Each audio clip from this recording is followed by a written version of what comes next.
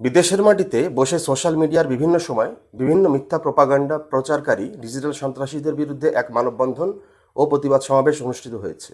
দেশের বিরুদ্ধে নানা ষড়যন্ত্রে লিপ্ত এই ডিজিটাল সন্ত্রাসী অতি দ্রুত দেশে ফিরিয়ে এনে আইনের আওতায় বিচার করে যথাযথ শাস্তির দাবি জানানো হয়।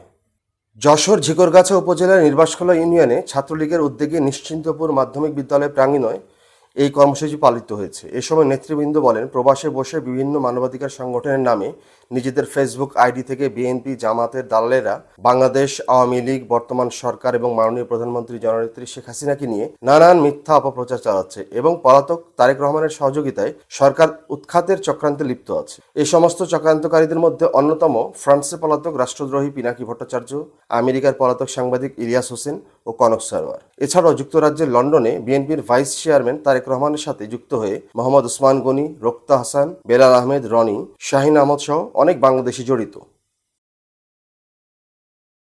ইতিমধ্যে লক্ষ্য করেছি, যখন জননেত্রী শেখ হাসিনার নেতৃত্বে বাংলাদেশ এগিয়ে যাচ্ছে, তখন বিদেশের মাটিতে বসে যেমন পিনাকি ভট্টাচার্য, কনক সরোয়ার, ইলিয়াস আলী, তারেক রহমানের কিছু সাঙ্গপাঙ্গ যারা লন্ডনে আছে, উসমান গনি, শাহিন আহমেদ, বেলাল আহমেদ রনি এবং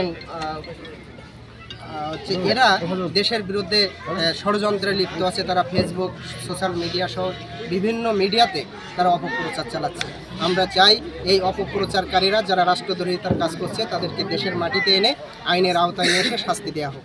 আমরা এই জন্যই জননেত্রী শেখ হাসিনার কাছে দাবি জানাই, রাষ্ট্রের কাছে দাবি জানাই, এই সমস্ত প্রোপাগান্ডা যারা সন্ত্রাসী, ডিজিটাল সন্ত্রাসী, তাদেরকে আইনের আওতায় নিয়ে এসে এই দেশের মাটিতে বিচার করা হোক।